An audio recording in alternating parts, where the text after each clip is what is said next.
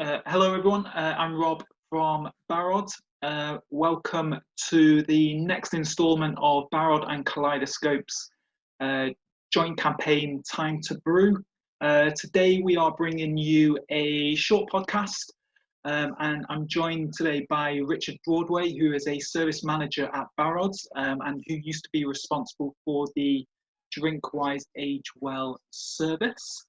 So today we're going to be just chatting all things alcohol related in relation to the current lockdown. So first of all, welcome Rich. Hey Rob, thank you Rob. That's all right. I know we caught up here and there over the last couple of months, but yeah, I guess, how are you? How have you been in the lockdown? And I guess the big question everybody asks one another is, have you learned any new skills? Right. The lockdown has been quite interesting. I'm managing that quite well, I think. Working from home most of the week, spending perhaps 2 or 3 days in the office during the week, which can be a sort of change of scenery.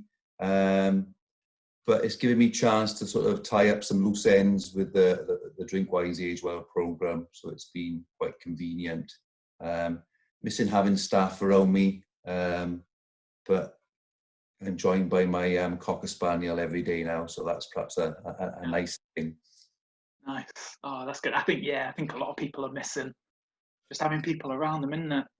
Yeah, strange times. Yeah, without a doubt. So yeah, I don't think there's any better way to start really this podcast, if just in terms of if you're able to explain for those that may not be aware of what it was, what the Drinkwise Age Well service was, and basically what the hopes are in terms of its legacy going forward. Yeah, sure. So Drinkwise Age Well was a really unique programme, unlike any other that I've been involved in. Although it was predominantly an alcohol service for older adults, it had many layers, and unlike most treatment services, it wasn't funded by Welsh Government. Okay. It was funded through the lottery. And a best way of explaining it probably is to break down the sort of work streams which we delivered in the programme. So we provided direct engagement and support for people who wanted to sort of change their alcohol consumption, reduce, perhaps control drinking or become abstinent. We did that through one-to-one sessions or peer support groups. Yeah. But the unique feature of the Drinkwise Age Well programme is what we see people at home, we see people in community settings, it's very much about community engagement. So rather than perhaps expecting a service user to rock up at a treatment base, we would like to visit somebody in as I say, their own homes or community setting. Another component of the programme was our resilience work stream, and that gave real added value. So and resilience was really, I guess as it says on the tin, trying to build resilience in individuals so that they can improve their sort of life coping strategies and techniques, but also build resilience in the communities they're engaged with. So we did that in lots of different ways, through different activities, through structured group programs, through standalone and skills sessions. Those were predominantly aimed at over 50s because that was our audience. And Drinkwise Age Well has this strapline of helping people make healthier choices about alcohol as they age. So it's not a strong, you mustn't drink, can't drink, but it's just that preventative, educating message that we give out. Some of those activities were also available for other ages in the community, but weren't part of our target group. But so as we didn't sort of stigmatise and just isolate our older adults to access those services, we made them sort of whole population wide. And then a third of 4 work stream, and this is in no particular order, was our prevention work stream. So the whole programme had quite a strong prevention message, trying to raise awareness around the issue of alcohol use in older adults. Because we had the evidence base that the older adult age group was the only age group that was increasing its drinking, and drinking more amounts but more frequently. And I didn't come up with a definition, Rob, of older adults being 50 plus, but that's our Yeah. point, because I don't think 50 plus is old at all. So prevention work stream would, we do a number of activities. We do everything from perhaps alcohol brief interventions in the community, to delivering workshops to employers, to community groups, recruitment of peer educators, workplace champions, etc. People that could carry on cascading the message beyond the life of the programme, really. And another big sort of focus for us in our prevention work stream was a couple of campaigns. So we did a campaign on the risks of using alcohol with medication. And more recently, we run quite a big public campaign called Grey Matters, which is looking at the effects of alcohol on the brain. So looking at things like alcohol-related brain damage and cognitive impairment. So those were our 4 work streams. We delivered in the area of Cwmtaf, although the Drink Wisely Age Well programme was national. It was run in 4 other sites across the UK, but we delivered in the University Health Board area of Cwmtaf in Wales. The programme was a consortium, or delivered by a consortium, so we had 5 local delivery partners led by Barod, but with support from Kaleidoscope and Wakada, and also the Royal Voluntary Service, because we had a volunteering aspect to our programme, so their expertise came in use there. And I suppose the real difference, or again added value to the programme, was the huge amount of research that was attached to it. Okay. So we were supported by the University of Bedfordshire, who have a substance misuse and ageing research team. And they undertook the biggest piece of research ever in older adults regarding alcohol use in the world. So the programme, we did a baseline survey, and we had 17,000 respondents over the age of 50, which gave us a good understanding of people's knowledge and patterns of use. And that research will eventually determine whether such a programme like Drink Wisely Age Well is needed and has been effective. But it also sort of confirmed the use of some of our age-specific tools and monitoring outcomes. We found out through the research what perhaps the triggers are for older adults drinking. So often more likely to experience some of the life transitions. Yeah. It won't be exclusive to older adults, but they are more likely to experience, say, retirement, redundancy, bereavement, children flying the nest, etc. And then that tends to give them a lack of sense of purpose or structure, and possibly might lead to sort of drinking at increased levels. So yes, that's the programme. It was delivered for 5 years and unfortunately came to an end in March this year. But we are trying to sort of create more of a legacy, and I'm glad to say that we have a legacy coordinator, Daniel, that's in post for another 12 months, who's going to sort of pick up the baton and carry on cascading some of the good work and messages to try and make sure that providers, commissioners, I guess, pay heed to some of the sort of the good practice and things that we found out, and perhaps improve services for older adults with regards not just to alcohol, but perhaps other substances as well. Yeah. And some of that legacy work has already sort of got underway, and very pleased to say that we influenced Welsh Government substance misuse policy with our calling time Charter for Change being included in their new Welsh Government substance misuse delivery plan. And that was a magnificent piece of co-production work with people with lived experience that developed a Charter for Change to address sort of ageism in alcohol policy and practice, and to make improvements for the future. So I think Dan's going to carry on some of the work and look at creating an age-proof audit, which will probably see if other organisations are age or older adult friendly. We did a series of road shows across Wales as well, which was effectively knowledge exchange workshops, sharing the learning. And as I say, Dan will continue to do that for the next 12 months or so. And we still have our Drinkwise Age Well website, and we're looking at further digital sort of development to improve that platform as well. So I mean, I'm hopeful and convinced that the legacy will be created. Yeah. So the legacy, because obviously, like you said, you delivered services predominantly in Cumtap. The legacy in terms of Dan's work is all of Wales, or?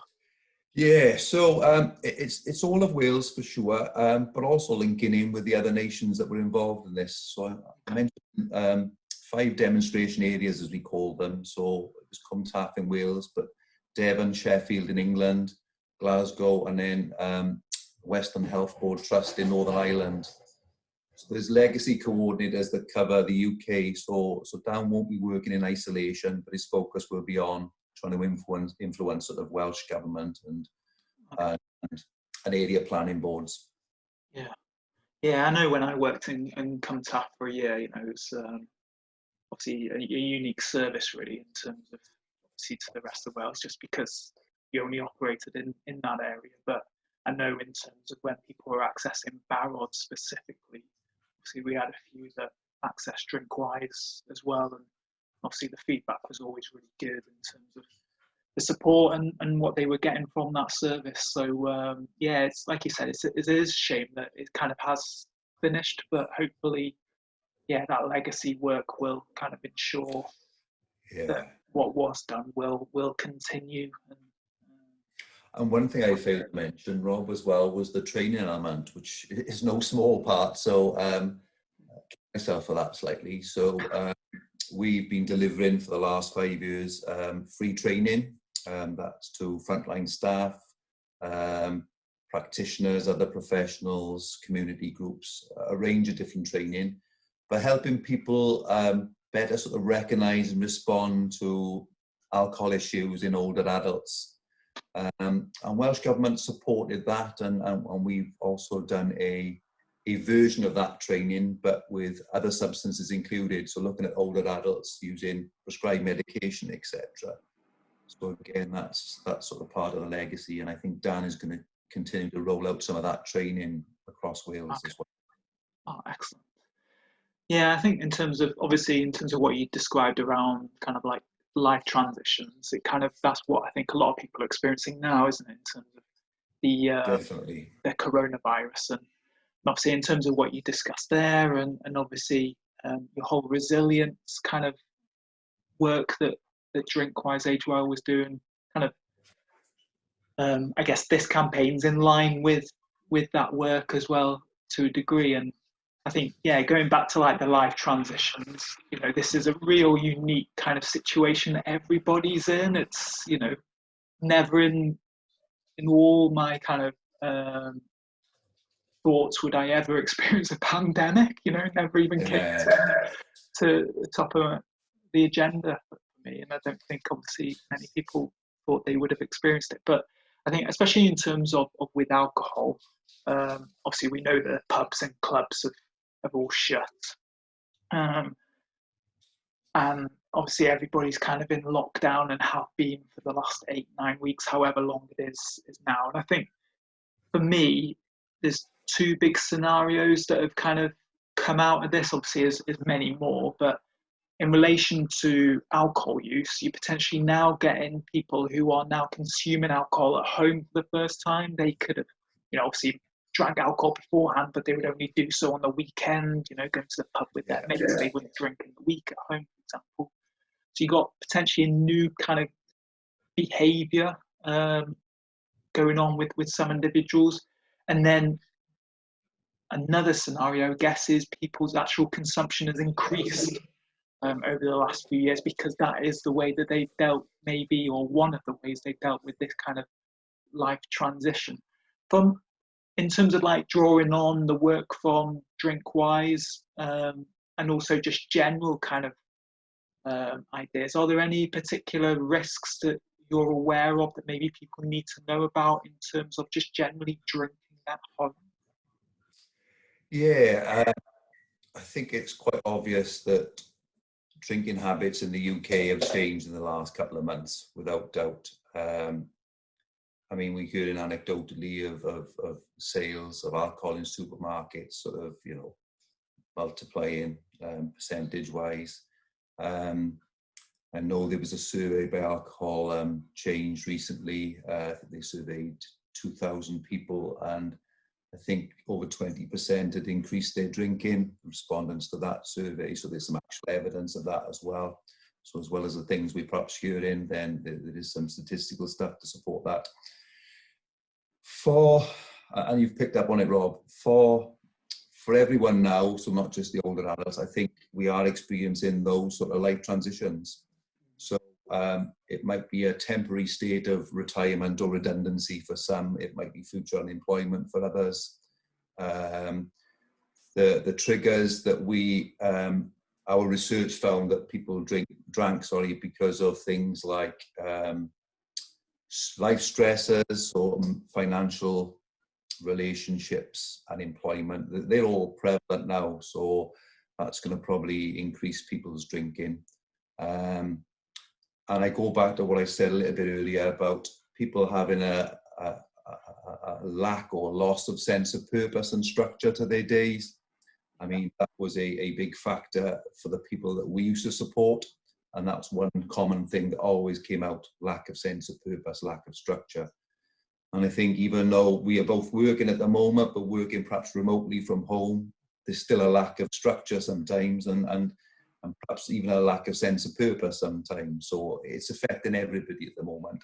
So I think it's fair to say there are some big triggers out there that would make people perhaps drink more, or people start perhaps drinking for the first time. Now, in Drinkwise age, well, for the people that we supported that wanted to make changes to their alcohol use, around 80–85% of them drank at home anyway. Okay. A great change for the older adults, possibly. Yeah. I think it might affect younger adults more because perhaps they would drink more socially, as you said, on weekends. But for our cohort, as I say, as much as 85% of them drank at home. And a lot of those then drank at home and alone, which presents further risks, if you like, and there's more potential sort of harms that could be caused for that.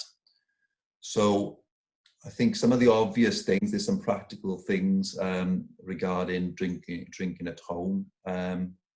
First and foremost, it is virtually on tap. You haven't got to sort of get dressed to go out and worry about a lift home or transport to and from your local boozer at the moment, because your bar's open 24/7.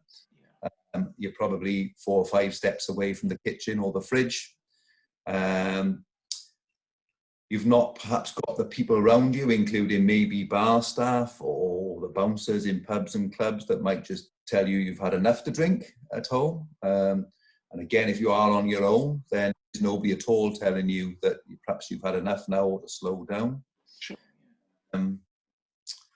There's also the measures that we drink. So you go to your bar, your pub, your restaurant, then you might be asking for a double vodka or a pint of lager or a medium glass of wine. You know what measure it's going to be, and you've probably got a good indicator of what strength it is. At home, you could be having 2 glasses of wine, but if you've got those big glasses, then that's the best part of a bottle of wine already. So there's that factor as well. For our older adults, we were also concerned about the risk of trips, slips and falls. So we were worried about practical stuff like that. And what other factors? Because there are a few more. I think short-term and immediate, alcohol is going to impair your judgment. It's going to affect your judgment, and you might lose some inhibitions. You might be doing things that you wouldn't normally do in the house because you would normally be drinking out. So rather than having maybe that greasy kebab at the end of a night out, you're going to start to cook something rather late at night, and then you've got the dangers of practical things like gas, electric appliances and so on. So there's those. And I think people will make it easier for themselves to drink, so they might stockpile alcohol. And again, rather than having to go that 5 yards to the fridge, it's quite easy to sort of leave the bottle on your your floor next to you, so you can top up your wine as and well. So it's just quite hard to regulate how much you are drinking. And again, I think if you haven't got your perhaps friends, family, peer support group around you, that might be the ones to sort of advise you that perhaps you've had too much, then that could be an added danger as well.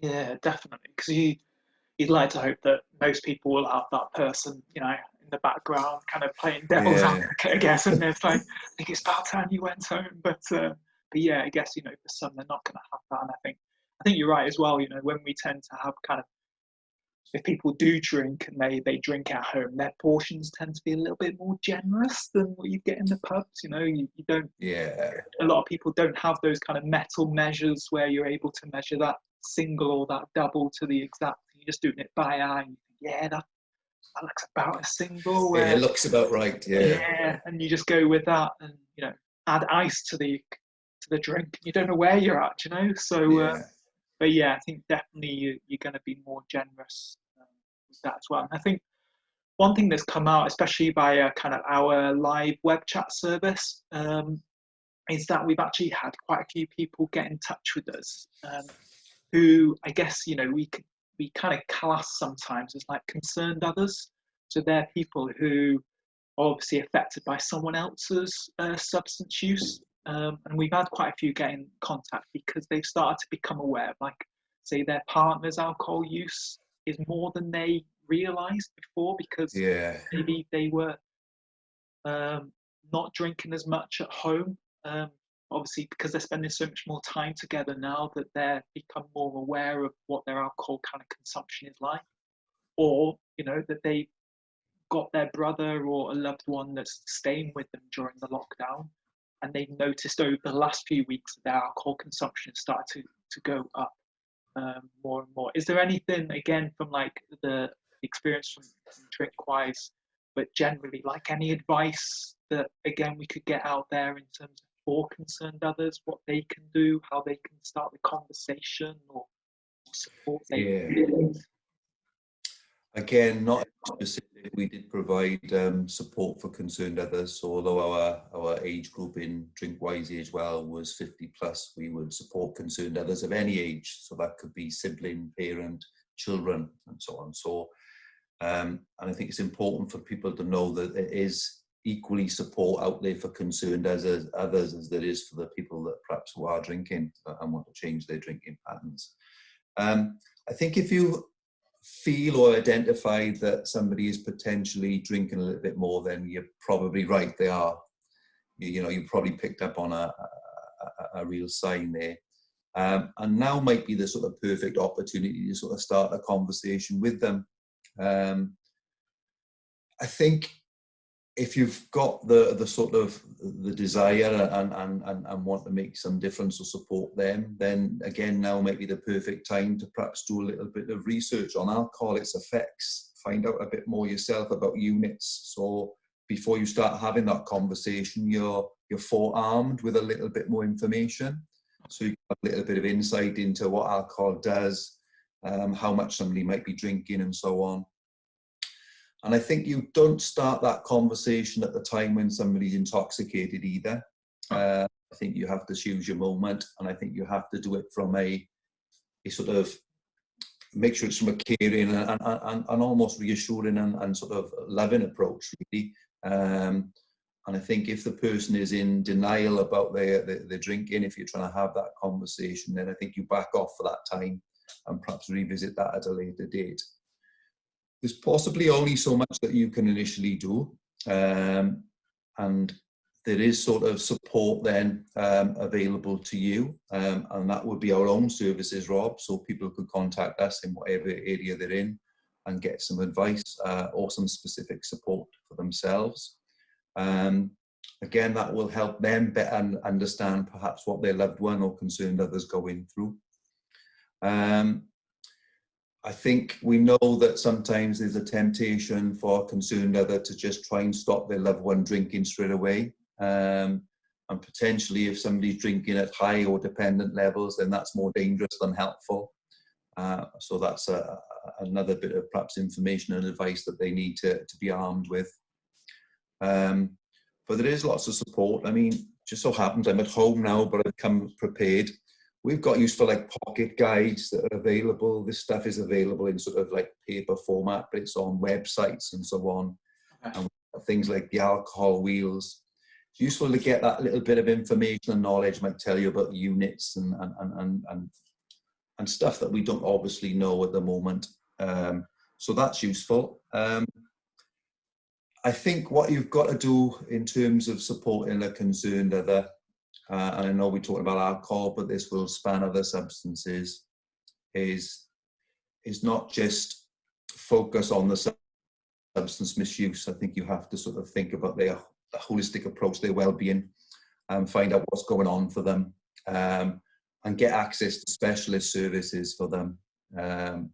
It's sometimes easier to talk to a stranger than it is to a loved one. So although you might be trying to do the best thing by getting somebody to sort of talk about perhaps something that's bothering them and causing them to drink more, but it might be that there's a little bit of shame or stigma in them admitting to what that might be.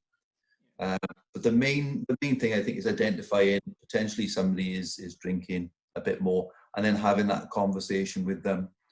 And I wouldn't want people to sort of become like pseudo experts overnight, but it's not a far leap then to actually have a specific conversation and do a brief intervention with people. I mean, that's something that could easily be taught for anybody. And we've got some basic screening tools that are available that might sort of prompt those conversations. So I won't go into the details of those now, but people could look up Audit C, and you're talking about 3 basic questions that might elicit some response to get you to understand what levels people are drinking at. Yeah. I would say to a loved one, concerned other, is try and have that conversation if you feel you can. Make sure it's the right time. You can do some practical things, and I can talk about those more in a moment. That might be tips for you or the person you're concerned about drinking less or drinking a bit more safely. But I would be looking to access support like Barod, Kaleidoscope, and other substance misuse providers will offer for families. Yeah, and I think it's important to kind of note, isn't it, that first of all, the services are still open. Definitely, During yeah. the lockdown, Barod and Kaleidoscope and other services, they haven't shut at any point. Obviously, we just amended certain things. But I think as well, services are available to those concerned others as well, not just to the individuals that are affected by their own substance use. It's also available to people who are affected by others as well. So Yeah, you can definitely get that support. I think you made a really good point as well in terms of, especially with alcohol. Alcohol's a little bit different in terms of with other drugs. In that, if somebody wants to stop, then the general rule of thumb is just don't do it straight away. It's to reduce that, especially if you're quite a heavy alcohol user, because of the risks that just stopping immediately can bring. And obviously, I think from a campaign perspective, but just from an organisation and service perspective, we base our services on that kind of harm reduction approach, and that we take a realistic kind of point of view, especially with alcohol, that a lot of people do drink, and that's okay. But there are ways that you can reduce that harm, because I think, for a lot of people, when they do consume alcohol, they do it because they want to have some enjoyment and fulfillment come from it, whatever that may be. It differs from person to person. I can't imagine there's many people out there that want to experience those negative effects, even if it's just that headache and that hangover the next day. So are there any particular harm reduction tips you're aware of, Rich, that I think can really help to reduce those negative implications, especially like the next day or more long term? Yeah. So they might seem a little bit obvious, but it's the sort of stuff that we try and tell people to try. So if you're going to have a drink, you're going to have a drink, and again, we would want people to be drinking safely. So I'm thinking about, if people are going to drink at home and drink alone, then it'll be a good idea to let somebody know that you're going to have a drink. Maybe it's a buddy, a friend, a family member who can, at this time during lockdown, check in on you, make sure that perhaps you've gone to bed safely, or they can check in on you the next day. So that's for people who are perhaps living at home. I think practical things that people can do whilst they are drinking. We've mentioned it already, maybe use smaller glasses so you're not going for big measures all the time. So just little practical things. Perhaps alternate your drinks, maybe choose a lower strength alcohol. So it could be a lower strength lager or wine, if that's your thing. But then maybe alternate with a water or soft drink or non-alcoholic drink in between. We'd encourage people to perhaps, if you're planning to have a drink maybe in the evening, so there's no such thing as a school night anymore. So I know people think on a school night, but if you're going to give yourself that little treat on a Wednesday evening where you think I'm having a glass of wine, then perhaps just do it about half hour later than you planned to do it, and still keep to that finish time. So just make those conscious little efforts to do that. And if you are conscious you're drinking and perhaps you're struggling with reducing, again, maybe keep a drink diary. I mean, outside of the tips for drinking, I think it's good to have structure and perhaps a timetable for your day. But I think if you keep a drink diary so you know when am I drinking and how often, that's helpful. We know the guidance says not to exceed 14 units per week, 14 units of alcohol per week, and to have some alcohol-free days.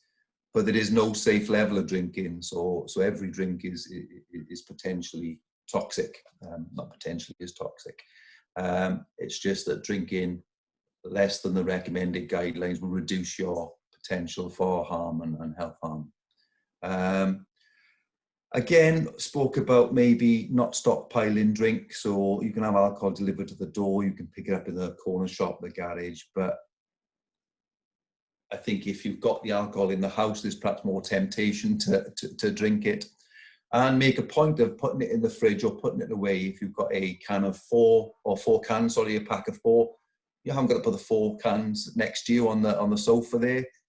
Make a point of going to the fridge, make it a little bit more difficult to perhaps more of an effort to go and get those drinks. And then the old adage of don't drink on an empty stomach is true. So in terms of metabolizing the alcohol and it working its way through your system, you shouldn't be drinking on an empty stomach, so that food will help absorb alcohol.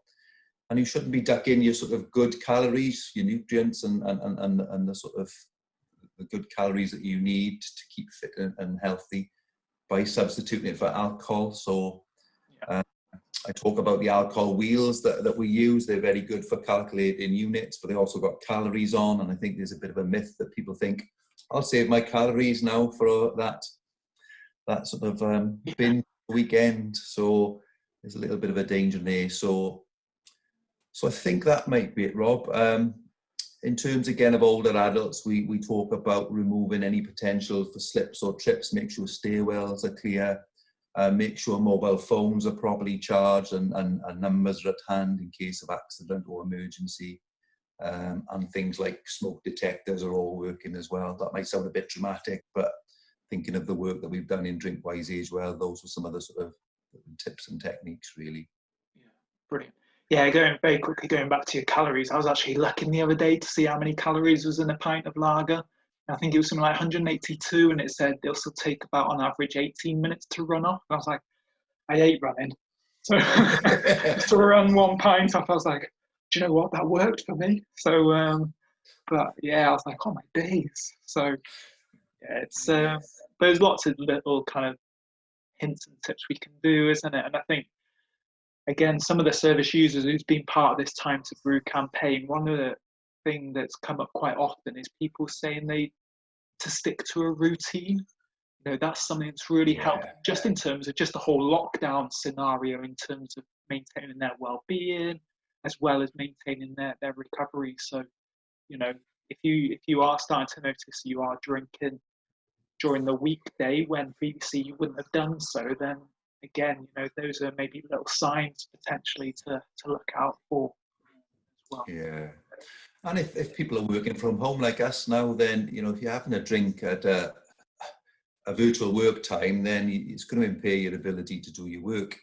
Yeah. So I think you've got to keep those boundaries there, a bit of structure, so you stick to the days and times that you would perhaps in normal circumstances. Without doubt. And I also think about excessive alcohol use is going to weaken your immune system, and if there's one thing you don't want to do at the moment is weaken your immune system. So I think that overriding message where you should be thinking about health and exercise, then perhaps you should also be thinking about, I don't want to do the other and weaken my immune system. So that should be quite an overriding thought at the fore of people's minds, really. And a great point to finish on, I reckon. Rich, thank you very much. It's been a pleasure. So. Thank you very much. I must apologise because I know I got a Budweiser glass sitting up, but it's water. So subliminal messages going on there, Rich. That's it. Rob, it's been a pleasure. Thank you very much. Thank you very much.